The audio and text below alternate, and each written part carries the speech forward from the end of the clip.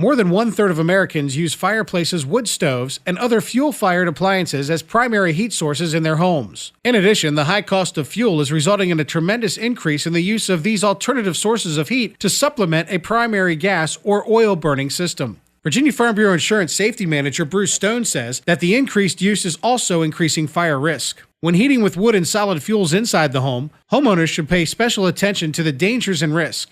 It starts with an annual inspection. Well, let's start the season off safely and make sure our chimney is swept. Make sure that it's been inspected by a professional to ensure that there's no cracks in the flue liner. And then you can come into the inside of the house, check the connector pipe from the chimney to the stove, and then check your stove out to make sure it's solid and doesn't have any cracks that could allow vapor and smoke out. Make sure that your stove is positioned properly, proper clearances. You should have a minimum of 36 inches around all sides of the stove, have at least 6 inches clearance under the bottom and well ventilated under the bottom, and it should set on some type of protective mat so that hot coals don't fall on the floor. Many people utilize traditional fireplaces, but there is an increasing trend toward the installation of wood stoves. Stone cautions to make sure it's done properly and professionally. Well, you need to make sure that you follow the local building code and also what the manufacturer's recommendations are.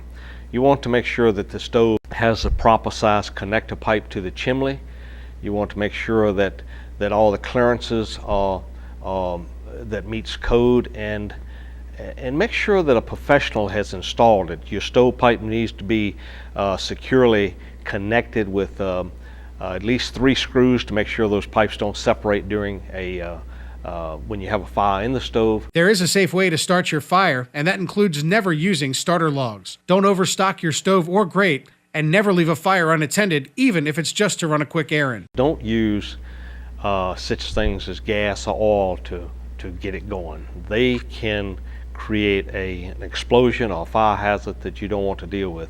Preferably, put a couple pieces of wood in the bottom of the stove, put some kindle on top of that wood, and then put a third piece on top of the kindling.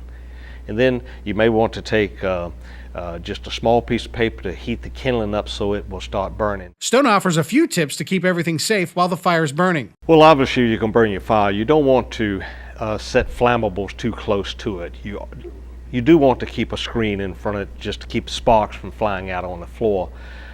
Some of the things you want to caution the family not to do. Do not throw old newspaper or wrapping into the fire, because what happens that will go up into the chimney and could potentially cause a chimney fire. So you want to have the trash hauled out, not burned up. It's easy to overlook proper disposal techniques, but Stone provides important actions you should take. Keep in mind that once the fire burned down, the coals could stay hot for hours, maybe even days. So what you want to do is close the damper, tighten the stove up, and you can let those ashes stay in the stove overnight. When you clean the ashes out of the stove, we recommend doing that on a regular basis. Remove the ashes into a metal container, preferably with a lid on it. Once you get the stove cleaned out, take that container outside, away from the house, set it on the ground, and just leave it for a day or two until you know those coals are completely cooled down. Don't throw them out into the edge of the woods, or they could catch the leaves or woods on fire. Fire departments responded to more than 400,000 home fires last year. You can prevent your house from being a part of this statistic by taking a safety-first mindset this winter. Go to our website to learn more safety measures to help protect your family and property, as well as to learn more about the Farm Bureau Advantage.